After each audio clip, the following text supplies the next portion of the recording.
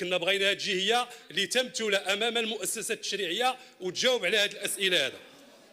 ولكن الله يجازيك الله يرحم، ولكن لن اذهب في التعقيب باللغه ديال الديب الشارف ولا ديال الحمير، ولكن اقول ما جاء في معلقه الاعشاء للسيد رئيس الحكومه: ودع هريره ان الركب مرتحل وهل تطيق وداعا أيها الرجل.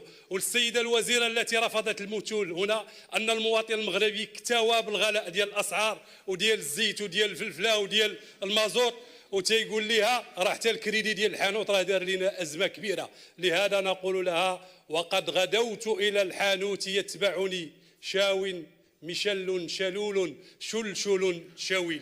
شكرا سيد الوزير، وحربش إلى فكت هذه الحكومة هذه الأزمة هذه، حربش تفك لنا هذه الأزمة.